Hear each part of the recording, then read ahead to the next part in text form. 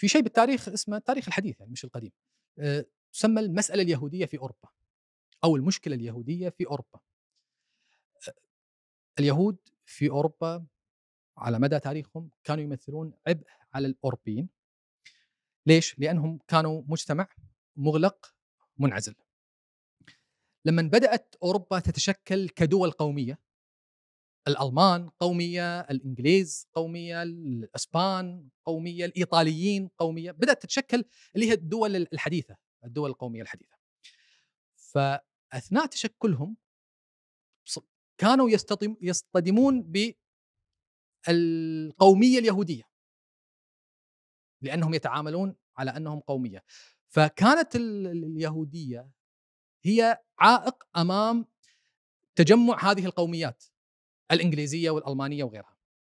فنشأت ما يسمى بالمسألة اليهودية. هذه باختصار يعني المسألة اليهودية. المسألة اليهودية هو عبء اليهود في أوروبا على أوروبا وتمثيلهم كعائق للاندماج في المجتمع، ما كانوا يندمجون في المجتمع. لذلك وايد من العلماء والمفكرين يعني كثير جدا تكلموا وحاولوا يحطون يعني حلول للمسألة اليهودية. برنارد شو تكلم، كارل ماركس تكلم، يعني حتى كارل ماركس يقول أصلا طبيعة الدين اليهودي مستحيل أنه يعني ينسجم مع القومية الحديثة، فلازم نشوف لنا حل لهذه المشكلة، مشكلة اليهود.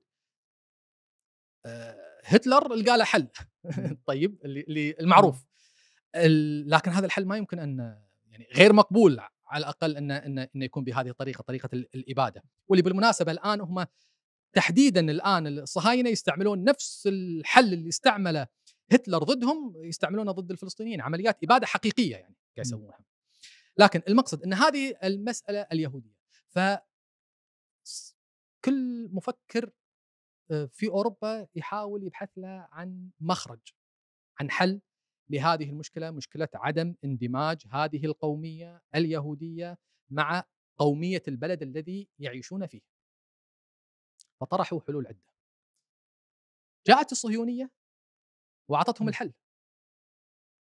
الحل هو أن توجدوا لهذه القومية أرض مناسبة لها. وبالمناسبة بحثوا عن أراضي مختلفة، يعني بحثوا كان في اقتراحات، في عدة اقتراحات. كان في أوغندا ممكن تكون أرض، الأرجنتين كانت ممكن تكون يعني وطن قومي لهم، أظن الكونغو، يعني كان في مجموعة خيارات، ومن ضمنها خيار فلسطين، باعتبار أن في تاريخ ارتباط قديم ديني يهودي في هذه البقعة من الأرض.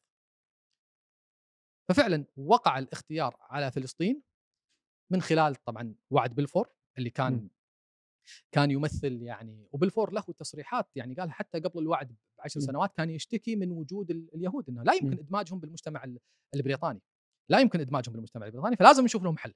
الصهيونيه اوجدت لهم هذا الحل على طبق من ذهب عشان تتخلصون من هذه المشكله، مشكله الازمه او المساله اليهوديه في اوروبا. طبعا في ارتباط ديني بعد عند المسيحيه البروتستانتيه، ترتبط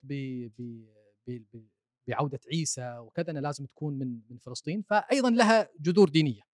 ففي جذور دينية مع تخلص من مشكلة واقعية تعاني منها أوروبا، مشكلة اليهود اللي أعاقت تجمع القوميات، مع وجود رواية مثل ما ذكرناها في البداية. هذه الرواية الصهيونية اللي تبنتها أوروبا. أنا قلت في البداية لأهداف وظيفية مصلحية، فعليا هي مصلحة لأوروبا أن التخلص من هذه الفئة. بعدين ظهر أيضا فائدة أخرى وهي الاستعمار. أن الاستعمار لما ينسحب من المنطقة ما راح ينسحب كله، لازم يكون له ذراع. فاليوم فعليا إسرائيل هي الذراع الاستعماري للقوى الاستعمارية القديمة في المنطقة.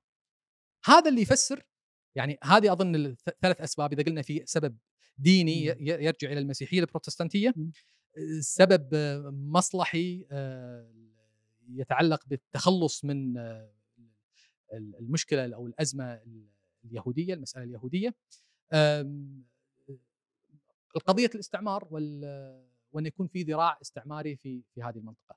ويمكن الآن حتى دخول القوات حتى الأمريكية والبريطانية، سمعنا عن تحرك أساطيري، لأنه يعبر عن هذا الشيء، انت الان قاعد تمس الذراع الاستعماري عندي، واصبح مهدد بالخطر، واربكنا ما حدث، صار مربك بالنسبه لنا وما عندنا، فيجب الحفاظ عليه. لان هذا في النهايه هذه تمثل امتداد استراتيجي، تمثل يعني اداه رئيسيه لا يمكن التخلي عنها في المنطقه، لان هي اخر جيوب الاستعمار. اسرائيل هي نقدر نصورها بانها اخر الجيوب الاستعماريه في المنطقه، فمن مصلحتهم ان يحافظون عليها. اذا هي حل لمشكله اوروبيه. دوله او الكيان الاسرائيلي الان بهذه الحال هو حل لمشكله اوروبيه تم تصديرها لنا وتوريطنا فيها.